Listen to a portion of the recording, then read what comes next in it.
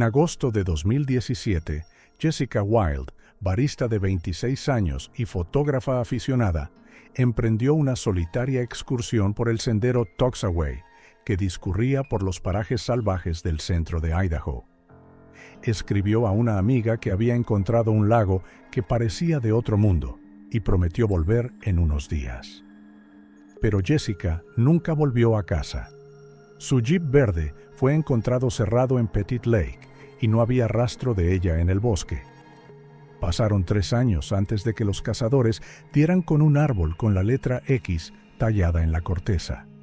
Bajo sus raíces yacían los restos de Jessica Wild, y comenzó una historia nueva y más oscura, algo más que una simple desaparición. El 15 de agosto de 2017, Jessica Wild, de 26 años, salió de Boise antes del amanecer. Estaba planeando una excursión de 4 días por el sendero Toxaway, que serpentea por laderas montañosas y bosques de pinos cerca de la ciudad de Stanley. Sus colegas de la cafetería comentaron que llevaba mucho tiempo preparándose para este viaje. Había actualizado su equipo, revisado su cámara, estudiado el mapa.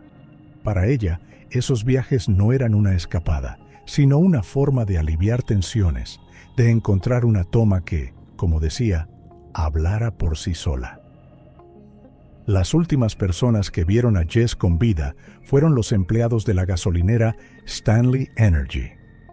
La cajera recordó que había pasado por la tarde, había comprado pilas y unas barritas energéticas y estaba sonriente.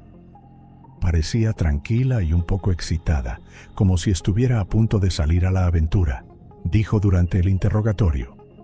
La gasolinera tenía cámaras de vigilancia y la policía confirmó más tarde que a las 12:45 su Jeep Cherokee verde se alejó en dirección al lago Petit, donde empezaba el sendero.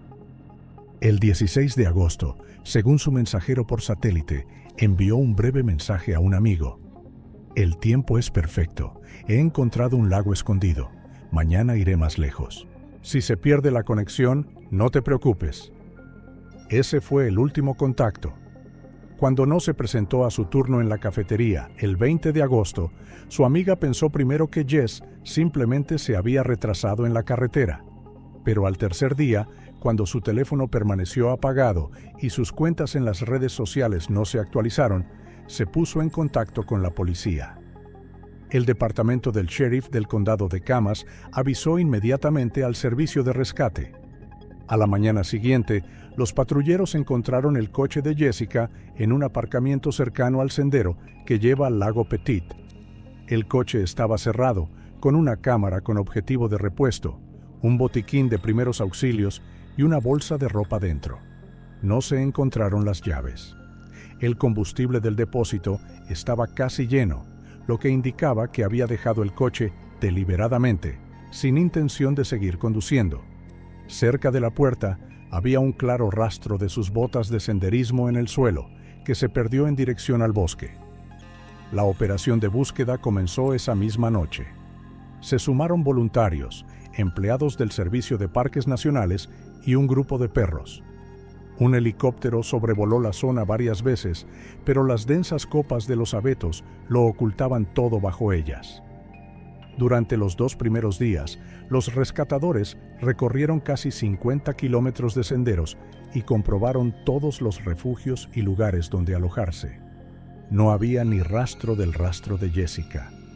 Al tercer día de búsqueda, uno de los perros captó un olor cerca de un pequeño paso rocoso. Condujo al equipo unos 2 kilómetros hacia el interior del bosque, donde el rastro desaparecía entre los fragmentos de granito. Allí, el olor se detuvo. El informe indica que el suelo es duro y está entrecruzado de rocas en este lugar concreto, por lo que el olor podría haber desaparecido sin más. Los equipos de rescate encontraron una hoguera abandonada, una colilla y un envoltorio de plástico de una chocolatina de la misma marca que la que Jessica compró en la gasolinera. Sin embargo, los expertos no encontraron huellas aptas para el análisis en el envoltorio. Podía ser de ella o de cualquiera de los cientos de turistas. El 23 de agosto se amplió la búsqueda a una zona de hasta 80 kilómetros alrededor del lago. Se utilizaron cámaras termográficas, pero al anochecer los resultados eran nulos. Los servicios suspendieron la búsqueda con la esperanza de que la niña hubiera tomado otra ruta y apareciera por su cuenta. Sin embargo, pasó una semana sin rastro de ella. La familia de Jessica viajó desde Boise. Su padre, un exmilitar, insistió en que no había que considerarla víctima de un accidente. Dijo que su hija tenía un excelente conocimiento del terreno, experiencia en supervivencia y que habría dejado algún tipo de señal aunque se hubiera herido o perdido. Jess conocía las reglas, repitió. No desaparecería sin más. 10 días después de iniciarse la búsqueda, un investigador privado, un ex policía contratado por los compañeros de Jess, se unió a la investigación. Analizó la ruta GPS de su mensajero e identificó la última coordenada. Un tramo a 5 kilómetros del sendero principal, cerca del cauce de un antiguo río. Este sector se comprobó una segunda vez, esta vez más a fondo, con drones, detectores de metales y perros rastreadores. De nuevo, sin resultados. A finales de agosto, la operación se redujo. En un comunicado oficial, el sheriff dijo que la fase activa había terminado, pero que el caso no estaba cerrado. Se colocaron carteles con su foto en las ciudades de Stanley, Salmon e incluso Boise. En las primeras semanas de septiembre, los periodistas locales publicaron una serie de artículos bajo el titular El misterio del sendero Toxaway. Uno de ellos citaba a un rescatador que observó un detalle extraño. Parece haber desaparecido. No hay ni un solo rastro, ni siquiera una sola huella después de ese paso. No ocurre así. Alguien o algo se la llevó de allí. En otoño de 2017, la investigación se transfirió al Departamento de Personas Desaparecidas. Amigos y voluntarios volvieron al bosque de vez en cuando, pero todos sus intentos fueron en vano. Con las primeras nieves, los alrededores del lago Petit se volvieron inaccesibles. La naturaleza parecía haber cerrado la puerta tras de sí, dejando solo una respuesta silenciosa a la pregunta de qué le había ocurrido a Jessica Wild.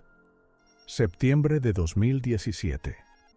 El otoño llegó al valle de Stanley tranquilamente, sin tormentas ni relámpagos.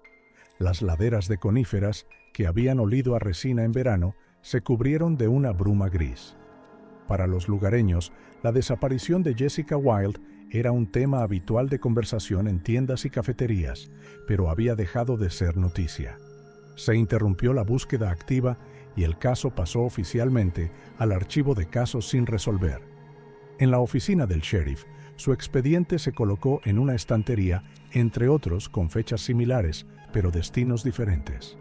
Su amiga Melissa Gray, junto con 2 compañeros de la cafetería, no podían aceptar que terminara con un informe de probable muerte por accidente. Recaudaron dinero a través de una plataforma benéfica y contrataron a un investigador privado. Se llamaba Ben Coldman, un ex policía con experiencia en la búsqueda de personas desaparecidas en zonas montañosas. Coldman llegó a Stanley a finales de octubre. En su primera entrevista, declaró a un periódico local: «Aquí hay demasiado silencio. Cuando hay demasiado, resulta sospechoso». El detective empezó por lo obvio. Estudió todo el material de búsqueda, los mapas, los protocolos de interrogatorio y los informes de los adiestradores de perros. Luego recorrió el mismo camino que se suponía que debía seguir Jessica. Su ruta quedó grabada en las cámaras de videovigilancia instaladas en el Parque Nacional. En un punto en el que el bosque se dividía para dejar al descubierto un estrecho valle, observó un sutil sendero lateral que no aparecía en los mapas oficiales. Tras unas horas de marcha, Coldman llegó a un pequeño lago casi oculto entre las laderas de la montaña. El agua era oscura, como un espejo, con un brillo frío que cambiaba de color según el cielo. Era el lugar sobre el que Jess había escrito en su último mensaje. Coldman comprobó las descripciones de archivo de los grupos de búsqueda y descubrió que el lago no había sido inspeccionado en su momento. Estaba fuera de la ruta principal y los perros habían perdido el rastro antes de esta bifurcación. El detective decidió volver aquí más tarde, cuando recibiera más información. En la primavera de 2018, consiguió encontrar a un turista que había estado en la zona en los mismos días. Se llamaba Aaron Davis, residente en Oregón. Había acudido a la policía en las primeras semanas tras la desaparición de Jess, pero su testimonio no se incluyó en el informe principal porque se consideró secundario. Durante una segunda conversación con Coleman, Davis contó más detalles. Según él, el 16 de agosto, hacia el mediodía, fue a un pequeño lago al sur del sendero principal. Allí vio a una chica haciendo fotos de la orilla y metida en el agua hasta las rodillas. Parecía feliz, dijo. Ni siquiera se fijó en mí. Davis no se atrevió a acercarse a ella, pero mientras subía por la ladera, miró hacia atrás y vio a otra persona cerca. Un hombre de estatura media, con chaqueta de camuflaje y una gran mochila. No se movía y parecía limitarse a observar. El testigo solo recordaba este detalle porque la presencia del hombre le parecía demasiado tranquila. Más tarde, cuando se enteró de la desaparición de Jessica, pensó que podría haber sido ella a quien había visto aquel día, pero decidió que no estaba lo bastante seguro como para acudir a la policía. Solo ahora, durante una segunda entrevista, describió con detalle lo que vio. Coleman comprobó todos los registros oficiales de turistas para ese fin de semana. Según las normas del parque, todo el que hace una excursión de varios días debe dejar una nota en el libro de registro del servicio de guardabosques. Sin embargo, nadie que coincidiera con su descripción figuraba en la lista. Aparecieron varios nombres, entre ellos un cazador de Utah que había recorrido otra sección del Toxawee y un fotógrafo de Seattle, pero ninguno coincidía con la descripción. El detective se dirigió a las tiendas de equipamiento locales para averiguar quién podría haber comprado ropa de camuflaje o cuchillos de acampada en aquella época. Los comerciantes mencionaron a muchas personas, pero nadie reconoció al hombre descrito. Uno de los comerciantes llegó a decir en broma: «Aquí medio pueblo lleva camuflaje, sobre todo en otoño». Cuando Coleman comprobó el registro de permisos de caza, resultó que varios agricultores locales tenían efectivamente derecho a disparar en la zona. Sin embargo, sus rutas no pasaban cerca del lago. No había sospechosos oficiales. En sus notas, el detective escribió: «El hombre camuflado es el único hilo que mantiene viva la historia. Si era un lugareño, conocía estos lugares mejor que cualquier turista, y fue el último en verla».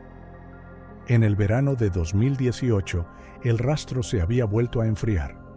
No aparecieron nuevas pistas, y el mapa en el que el detective marcó todos los puntos de búsqueda parecía una red caótica. Muchas líneas, ninguna conclusión. Cuando Coleman regresó al lago por última vez, la hierba le llegaba ya por encima de las rodillas, y solo fragmentos de ramas le recordaban que una vez se había buscado allí a un hombre. Los lugareños evitaron hablar de la historia. Algunos decían que Jess podría haber caído en una de las profundas grietas que aparecen cuando se derrite la nieve. Otros supusieron que se la había llevado un animal, pero los que mejor la conocían no creían en los accidentes. Todos pensaban que algo había ocurrido en el bosque y que alguien sabía más de lo que decían. Coleman abandonó el pueblo a finales de agosto, pero envió su informe a la oficina del sheriff. Estaba escrito en blanco y negro: sospechoso no identificado. Se desconoce el paradero de la persona desaparecida. Se recomienda reanudar la búsqueda en caso de nuevas pruebas. Parecía que la historia de Jessica Wilde estaba congelada entre dos mundos: el silencio oficial de los archivos y la verdad invisible que el bosque ocultaba bajo su espesa alfombra. Agosto de 2020 era caluroso, incluso para Idaho. Los bosques que rodeaban el lago Alta estaban sofocantemente silenciosos, el aire espeso, como si la propia naturaleza no quisiera que nadie perturbara su silencio. Allí, al sureste del lago, había un grupo de cazadores, 4 hombres de la ciudad de Haley que todos los años cazaban ciervos en la misma zona. Conocían el lugar hasta el último detalle. Cada piedra, cada barranco, cada sendero que solían seguir los animales. Aquella mañana salieron antes de lo habitual. El sol apenas rozaba las copas de los abetos cuando empezaron a descender por un estrecho valle donde, según el anciano, los ciervos solían acudir a beber agua. Hacia el mediodía, dos cazadores se separaron del grupo principal. Se llamaban Douglas Mitchell y Roy Barton. Avanzaban por el lecho de un arroyo seco cuando Roy se fijó en algo insólito. Un abeto caído que había formado una especie de túnel con raíces por debajo. Una extraña marca se oscurecía en su tronco. Llamó a su compañero y cuando se acercaron vieron una gran y tosca letra X tallada en la corteza. La talla era antigua, los bordes se habían oscurecido con el tiempo, pero la forma seguía intacta. Al principio, los hombres pensaron que era una marca de caza o una señal de los antiguos guardabosques que solían marcar las zonas para su inspección. Pero cuando se agacharon para mirar más de cerca, vieron algo pálido bajo las raíces.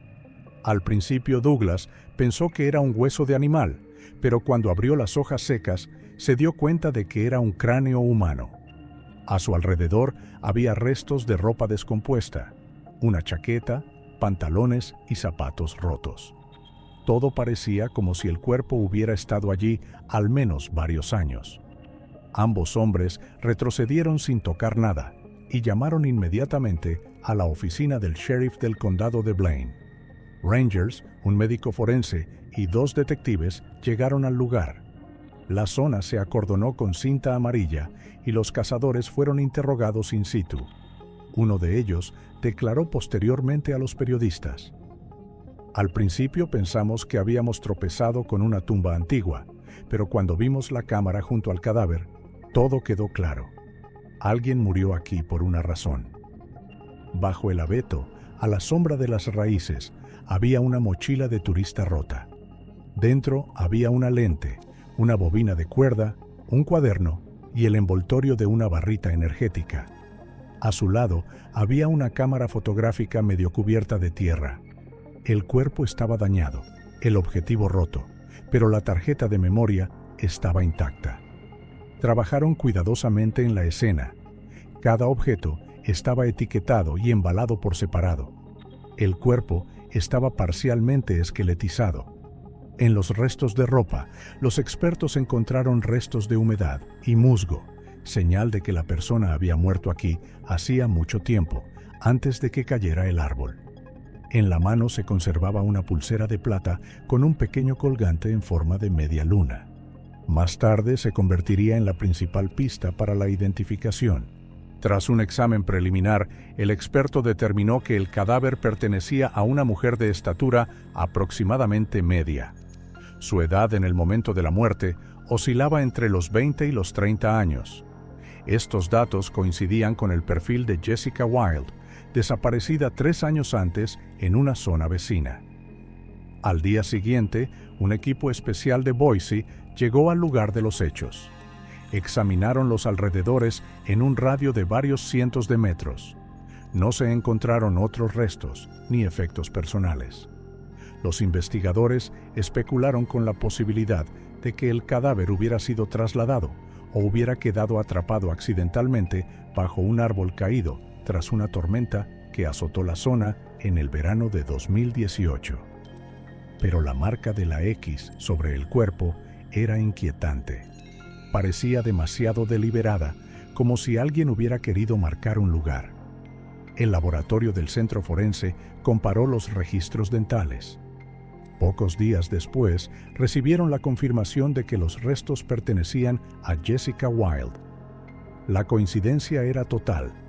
La policía notificó oficialmente a su familia e hizo una breve declaración a la prensa. La persona ha sido identificada. La muerte no parece ser un accidente. A partir de ese momento, el caso dejó de ser una desaparición para convertirse en una investigación de asesinato. Cuando los expertos examinaron la cámara con más detalle, consiguieron extraer la tarjeta de memoria. Contenía varias docenas de fotografías tomadas el día de la desaparición. paisajes, agua, piedras, el resplandor del sol sobre la superficie del lago. Pero una de las instantáneas, tomada aparentemente por accidente, impactó a todos los que la vieron por primera vez. A lo lejos, entre los troncos, se alzaba la oscura figura de un hombre con chaqueta de camuflaje. En aquel momento, aún no era una evidencia, solo una sombra en la pantalla, pero fue la que hizo revivir todas las viejas versiones. Jessica no se perdió, no cayó en un barranco, no tuvo un accidente. Se encontró con alguien en el bosque. El forense registró varios detalles que más tarde serían clave. Los huesos del cuello presentaban microfisuras, lo que podría indicar una fuerte presión, posiblemente estrangulamiento. Sin embargo, debido al largo tiempo que el cuerpo llevaba tendido al aire libre, fue difícil establecer la causa final de la muerte. Cuando la información sobre el hallazgo se filtró a la prensa, los periodistas se congregaron ante la comisaría de Stanley. Algunos trajeron fotos antiguas de Jess, otros citaron entradas de su blog. Para muchos era el final de una larga espera, pero para los detectives no era más que el principio, porque junto a sus restos no solo había una cámara. Junto a ella había una pregunta que nadie había respondido aún. ¿Quién había grabado el cartel en el árbol y por qué exactamente encima de su cuerpo? Tras la identificación oficial de la fallecida, el caso de Jessica Wild fue transferido a la Unidad de Delitos Graves de la Policía Estatal de Idaho. El detective Nate Caldwell, un investigador experimentado que había trabajado en casos similares de turistas desaparecidos en zonas montañosas, fue nombrado nuevo responsable. Llegó a Stanley un día después de que se anunciaran los resultados forenses. Su llegada marcó el inicio de una nueva fase. Ya no se trataba de la investigación de una muerte accidental, sino de un asesinato. Caldwell empezó con las pruebas físicas recuperadas de la escena. Se volvieron a examinar la cámara, la mochila, la pulsera y los fragmentos de tela. La atención se centró en la tarjeta de memoria de la cámara. Los técnicos de un laboratorio de Boise pudieron recuperar la mayoría de las fotos tomadas el día de la desaparición. Las imágenes muestran paisajes familiares para los lugareños: montañas, pinos, nubes reflejadas en el lago. Pero entre las docenas de fotografías corrientes, había unas últimas que dejaron sin aliento a los investigadores. En una de las imágenes, tomada desde un ángulo agudo, un hombre con chaqueta de camuflaje apareció accidentalmente en el encuadre. Estaba de pie a cierta distancia, a unas decenas de metros de Jessica, un poco más lejos, entre los troncos. La figura estaba borrosa, pero la silueta era clara. Una mochila ancha, los hombros caídos, la cabeza ligeramente inclinada. Es imposible ver la cara. La cámara enfocó el primer plano, mientras que el fondo permanecía borroso. Los expertos en restauración de imágenes confirmaron que no se trataba de una mancha o un resplandor accidentales. La persona estaba efectivamente de pie y mirando. Luego aparecieron fotos de agua, piedras, nubes, como si siguiera disparando sin darse cuenta de la presencia de un intruso. Después, la cámara enmudeció para siempre. Fue esta cadena de disparos, desde el idílico paisaje hasta la aparición de una sombra detrás de ella, lo que se convirtió en el elemento central de la nueva versión de los hechos. Los expertos forenses examinaron cuidadosamente el árbol bajo el que se encontró el cadáver. Descubrieron que la letra X de la corteza había sido tallada con una herramienta afilada, como un cuchillo táctico o una cuchilla de caza. El tejido de la madera bajo la corteza mostraba que la marca se había hecho al menos 2 o 3 años antes de la caída del tronco. Esto significaba que la marca apareció más o menos al mismo tiempo que la desaparición de Jessica. Los expertos del servicio de parques confirmaron que los guardabosques y los cazadores no utilizan este tipo de símbolos. Utilizan pintura o marcas en cintas para las marcas de servicio, pero nunca cortan la corteza. El carácter de la hoja, según el experto, mostraba la confianza de la mano. No se trataba de un arañazo accidental, sino de un movimiento preciso realizado por una persona acostumbrada a trabajar con un cuchillo. Un examen más detallado de las muestras de tierra cercanas a las raíces del árbol reveló micropartículas de poliéster que podrían proceder de las correas de una mochila o de ropa sintética. Su composición coincidía con los materiales utilizados para fabricar el equipo de Jessica. Esto indicaba que había estado tumbada allí desde el momento de la muerte y que no había sido movida después. El forense que volvió a analizar los huesos registró una serie de lesiones características en la columna cervical. 3 vértebras presentaban microfisuras causadas por una fuerte compresión. Estas lesiones no son compatibles con una caída o una presión del suelo, sino que podrían haber sido causadas por un lazo o una mano fuerte que apretara el cuello. A pesar de la descomposición, se encontraron restos de fibras de color oscuro en la ropa, probablemente fragmentos de cuerda o soga.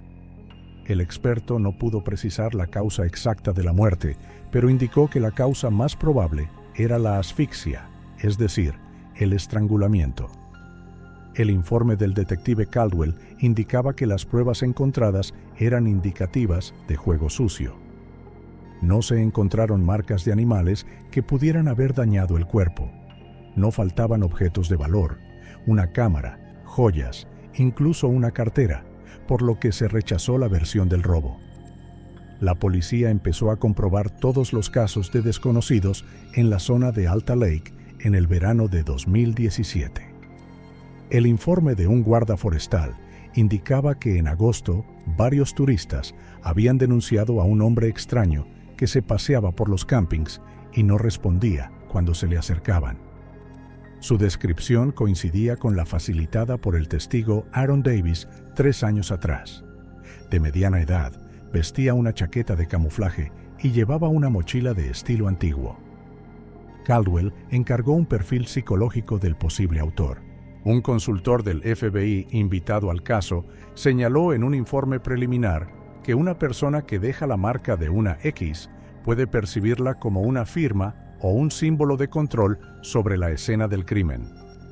En la práctica criminal se conocen casos similares.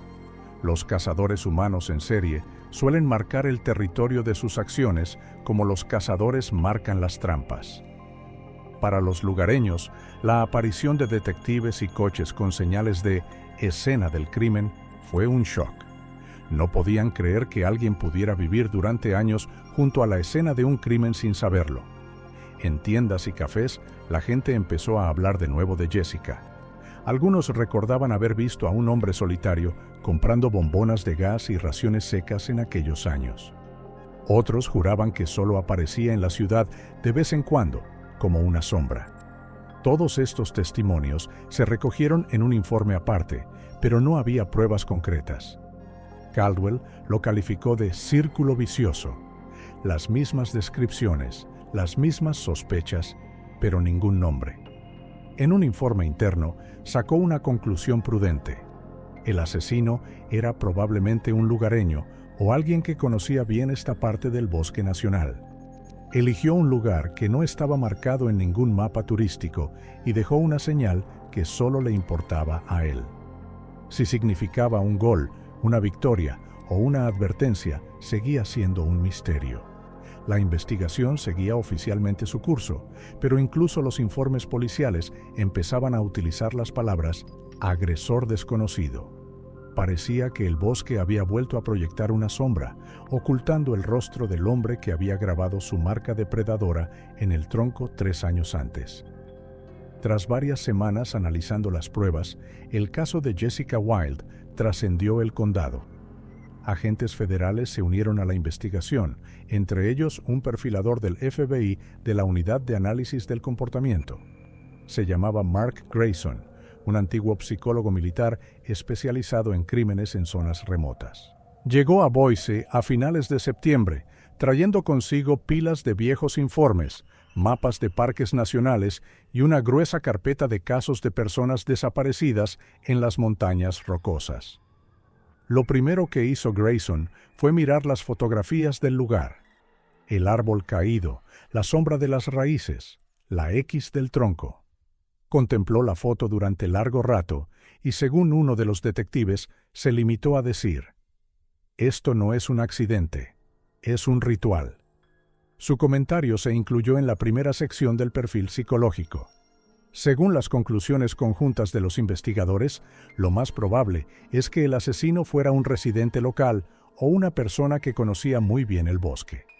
Navegaba por la zona sin mapa, sabía dónde terminaban las patrullas de los guardas forestales y conocía todos los caminos invisibles que podían utilizarse para desplazarse sin ser visto. El lugar donde se encontró el cadáver no es aleatorio, es una zona a la que es casi imposible llegar sin un conocimiento preciso del terreno. Por eso, el perfilador llegó a la conclusión de que el delincuente opera en su propio entorno, tal vez considerando estos bosques su propio territorio. El segundo rasgo es el hábito de la soledad. Este tipo no busca compañía, sino que vigila de cerca a los demás. Probablemente sea cazador o pescador y tenga un permiso de caza que le permita permanecer en el bosque sin levantar sospechas. El camuflaje que se ve en la foto no hace sino apoyar esta hipótesis. Durante la búsqueda, los investigadores comprobaron todas las licencias de caza activas en el condado de Blaine y los condados vecinos. Encontraron cientos de ellas. La mayoría de los propietarios son agricultores o trabajadores estacionales que viven a lo largo del río Snake. Sin embargo, ninguno de ellos cayó bajo sospecha directa. La tercera característica es la organización. Una persona que deja una marca X piensa sistemáticamente. No se limitan a enterrar un cadáver, sino que crean una señal, un símbolo que solo tiene significado para ellos. En su informe, Grayson llamó a esto la firma del control territorial. Estos criminales no actúan por impulso. Planean, observan, eligen su momento. El hecho de que no se llevaran las pertenencias de Jessica demuestra que el motivo no era material. El motivo es probablemente psicológico, el deseo de poder o la necesidad de castigo. En su informe, Grayson señaló: «Estamos tratando con un hombre que se considera el guardián de esta tierra. Para él, los turistas son una amenaza, forasteros que profanan su territorio. Un criminal así está convencido de que hace justicia eliminando a quienes alteran el orden en su mente». El detective Caldwell decidió comprobar si se habían producido casos similares en años anteriores, desapariciones o muertes de turistas en circunstancias parecidas. Los informes de archivo mostraban un extraño patrón. Cada pocos años, viajeros solitarios, en su mayoría jóvenes, que viajaban sin compañía, desaparecían en la misma zona. La mayoría de los casos seguían sin resolverse. Para reunir más datos, la policía lanzó una operación a gran escala. Se pidió a todas las tiendas de equipamiento, clubes de caza y tiendas de pesca en un radio de 80 kilómetros que informaran sobre clientes sospechosos. Buscaban a personas que hubieran comprado cuchillos tácticos con hojas de más de 15 centímetros, el tipo de herramienta que, según los expertos, podría haberse utilizado para grabar la letra en la madera. Los propietarios de las tiendas se mostraron dispuestos a cooperar. Uno de ellos, residente en Salmon, denunció a un hombre que compraba cuchillos y cuerdas con regularidad desde hacía varios años, pero siempre pagaba en efectivo y no dejaba datos de contacto. Su descripción coincidía con el perfil: de mediana edad, barbudo, de complexión fuerte y silencioso. Sin embargo, sin un nombre, esta pista se desvaneció rápidamente. Al mismo tiempo, los detectives entrevistaron a todos los guardas forestales y cazadores que patrullaron la zona en el verano de 2017. Uno de ellos, un veterano del servicio llamado Harry Lawson, dijo que varias veces se había topado con campamentos abandonados en los que alguien había dejado objetos extraños, trozos de tela, velas quemadas, incluso viejas marcas de caza. En aquel momento no le había dado mucha importancia, pero ahora recordaba que también había visto arañazos en árboles cercanos que parecían el mismo signo de la X. Caldwell ordenó que se trazara un mapa de todos los lugares en los que podían haberse hecho esas marcas. Cuando se recopilaron los datos, apareció en la pantalla una dispersión de puntos, la mayoría de ellos en un radio de 50 kilómetros de Stanley. Parecía una zona limitada en la que el delincuente se sentía seguro. Para el perfilador, esto era la confirmación de que no se trataba de un viajero, sino de un residente asentado, posiblemente un trabajador forestal o un guarda de casa.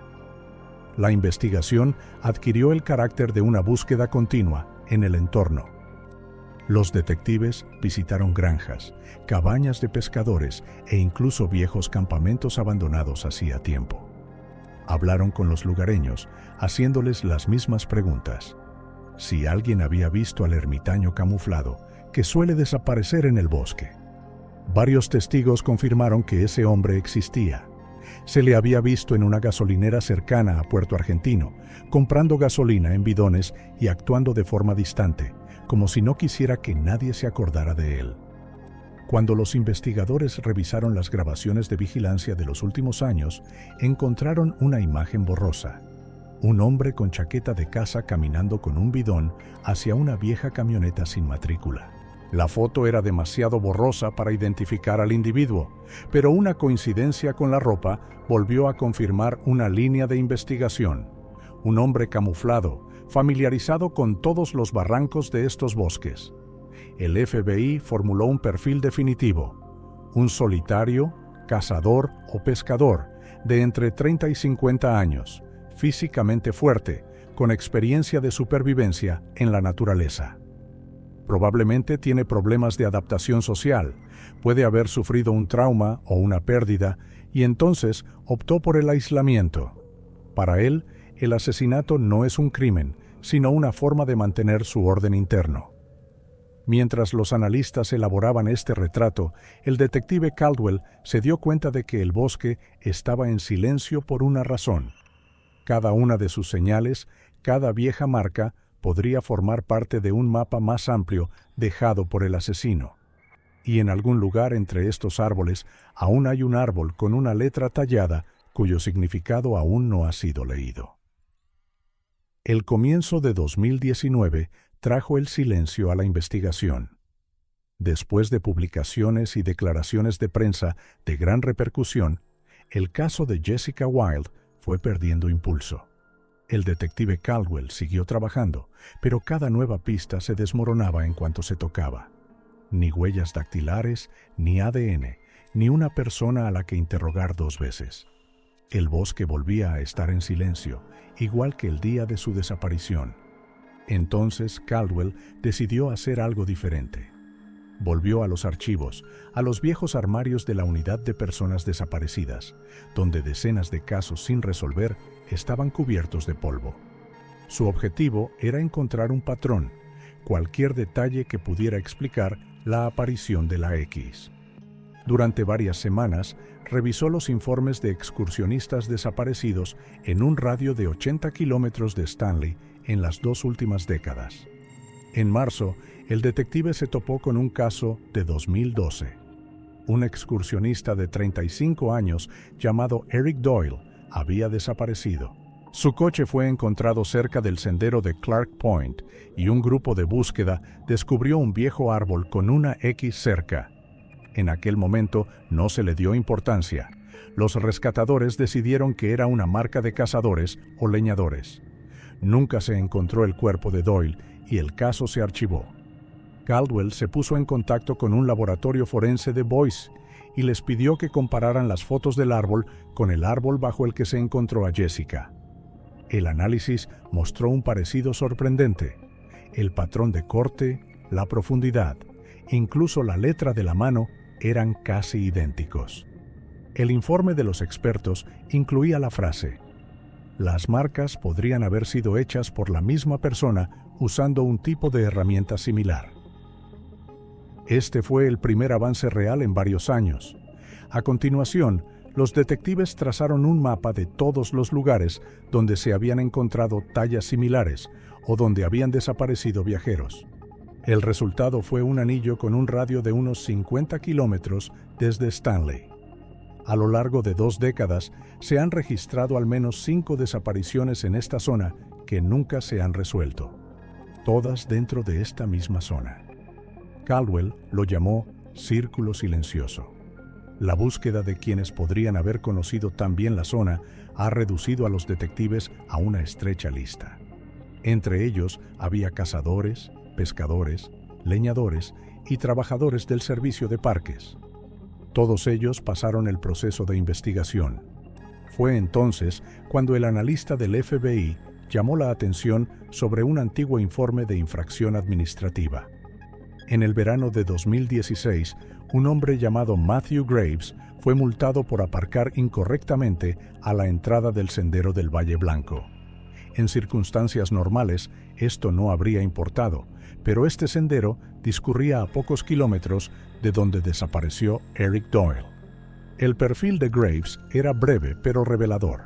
Este nativo de Idaho, de 41 años, trabajador forestal, vivía solo en una casa de madera en la ladera de una colina a las afueras de la ciudad de Stanley. En su historial policial figuraban 2 condenas por caza ilegal y resistencia a la autoridad. Su antiguo jefe lo describía como una persona reservada, poco dada a hablar. Casi nadie le conocía en la ciudad. Salía poco al centro, compraba alimentos a granel y llevaba gasolina en bidones. Tras obtener una orden de registro, la policía se presentó en su casa la mañana del 19 de junio. El camino conducía a través de una zona boscosa cubierta de maleza y con un cartel que decía «Propiedad privada». Graves les recibió tranquilamente, sin oponer resistencia.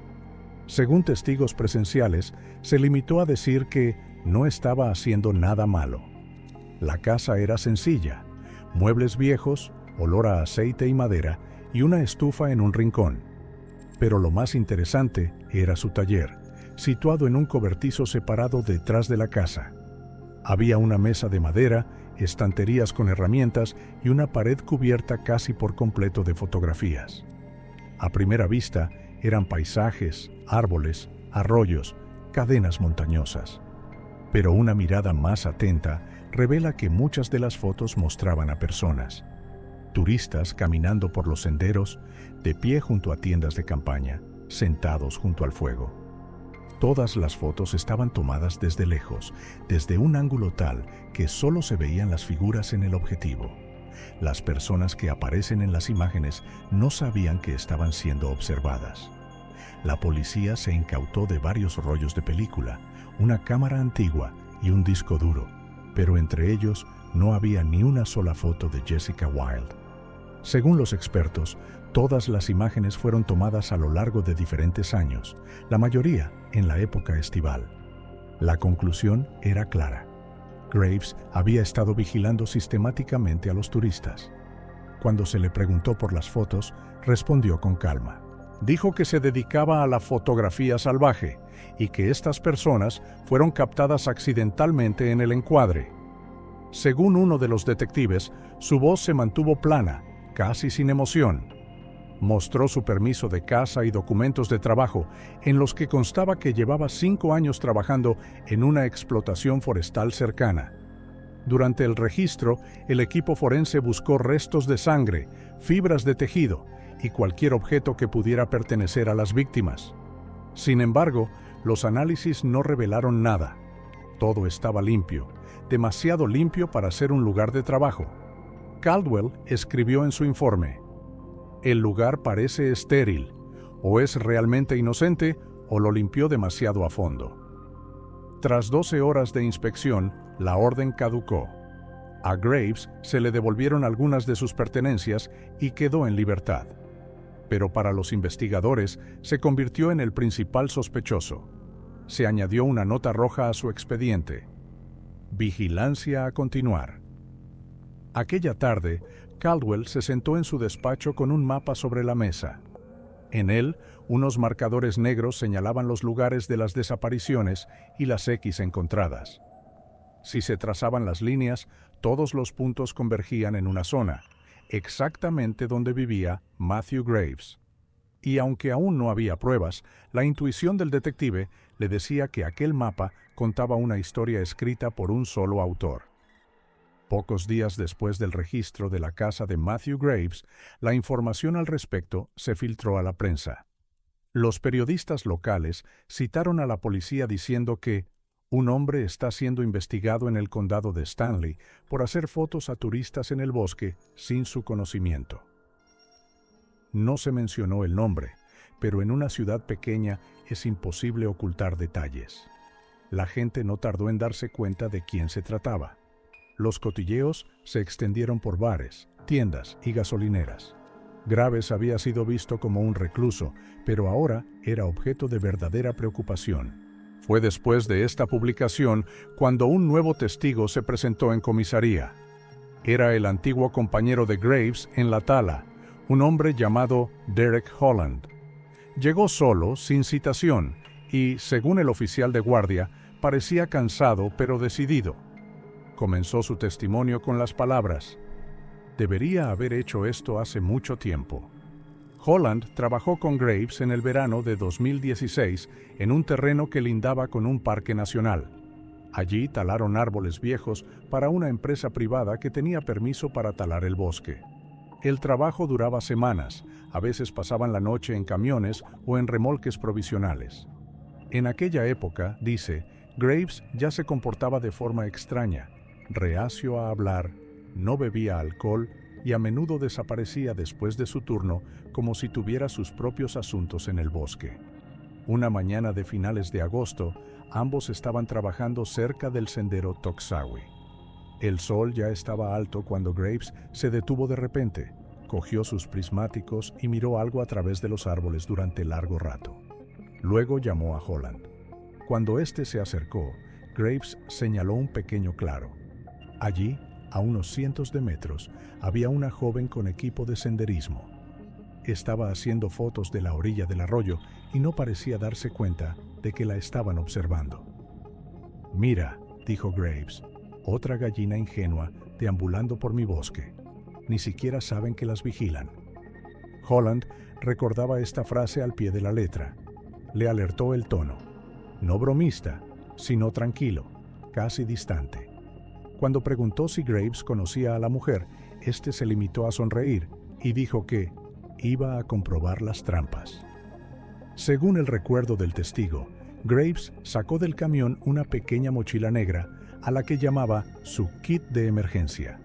Siempre contenía una linterna, un cuchillo, una cuerda, una botella de agua y un paquete de cigarrillos. Ese día se dirigió hacia el sendero, dejando a Holland solo en el trabajo. No regresó hasta la noche. Tenía las manos arañadas, la ropa sucia y la cara cubierta de silencio. No dijo ni una palabra, se limitó a meter la mochila en la parte trasera de la camioneta y se marchó hacia el remolque. Holland no le dio mucha importancia, aunque se sintió inquieto. Ese verano, Graves desapareció varias veces después de su turno, explicando que estaba revisando trampas o buscando nuevos lugares para talar. Pero tras el incidente, se volvió más retraído y apenas hablaba con sus compañeros. Unas semanas después, terminó la temporada y el equipo se marchó. Desde entonces, no se han vuelto a ver. Cuando Holland leyó en el periódico lo de un hombre filmando a turistas en el bosque, vio la escena en su mente. Una mujer en un claro, una figura camuflada con prismáticos y la frase «mi bosque». Acudió a la policía, consciente de que podía ser una prueba importante. Durante el interrogatorio, repitió varias veces que temía las consecuencias, pero que quería hacer lo correcto. Los investigadores le escucharon atentamente. Describió la mochila, oscura, desgastada, con un parche en forma de media luna. En su interior siempre había algunos objetos que Graves nunca permitía que nadie tocara. Según el testigo, la mochila contenía un pequeño recipiente metálico y un teléfono antiguo sin tarjeta SIM. Estos detalles impresionaron a los detectives porque no habían encontrado nada similar durante el registro anterior. Caldwell anotó cada palabra y entregó el testimonio al fiscal del distrito. Técnicamente, esto no bastaba para efectuar una detención, pero sí para obtener una nueva orden de registro. Los documentos indicaban que la policía buscaba un objeto que podría haber sido un contenedor de almacenamiento de trofeos personalizado. Los psicólogos del FBI han confirmado que este comportamiento es típico de delincuentes con una necesidad obsesiva de control. Guardan las pertenencias de sus víctimas como símbolo de victoria. Si la mochila existe realmente, podría contener lo más valioso, las baratijas personales de aquellos a los que Graves acechaba. Mientras tanto, en la ciudad se empezó a hablar de nuevo del bosque y de sus secretos. En los bares, la gente murmuraba que la policía lo sabe casi todo, pero no puede demostrarlo. Algunas personas dijeron que habían visto a Graves en los últimos días. Se había vuelto más retraído, no salía de casa, como si estuviera esperando. Para Caldwell, esto era una señal para actuar con rapidez. Sabía que el testimonio de Holland no solo había abierto una nueva página, sino que también había confirmado una sospecha largamente sostenida. El hombre camuflado no era un viajero casual, sino un observador que había convertido el bosque en su propio escenario. Y en algún lugar entre sus pertenencias aún quedaba una mochila que podía contar todo lo que la Tierra aún no había dicho. En septiembre de 2020, la policía de Stanley recibió una orden para registrar por segunda vez el taller de Matthew Graves. Esta vez, el documento era más detallado. El tribunal permitía inspeccionar no solo el taller, sino también el sótano, el desván y los vehículos del sospechoso. La base fue el testimonio de un antiguo colega que describió una mochila de emergencia y los objetos que podían guardarse en ella. Era una mañana fría cuando llegaron el detective Caldwell y el equipo forense. Graves les recibió en silencio. Les permitió entrar, como si supiera que resistirse no cambiaría nada. Los investigadores procedieron lentamente, registrando cada detalle. Levantaron el suelo del taller, revisaron los paneles de las paredes y sacaron cajas de herramientas. Durante casi 3 horas no encontraron nada. Solo cuando el técnico se topó con una cavidad entre las tablas de la pared del fondo, todo cambió. Bajo la capa de serrín y trapos viejos había un pequeño cofre metálico, cerrado con 2 tornillos. Al abrirlo, en su interior había una mochila oscura con la tela deshilachada, la misma que describió el testigo. La mochila contenía decenas de pequeños objetos, llaves con diferentes llaveros, una linterna plegable, pulseras de plata, un mechero de metal, un trozo de cristal grabado, varias tarjetas de memoria de cámaras antiguas.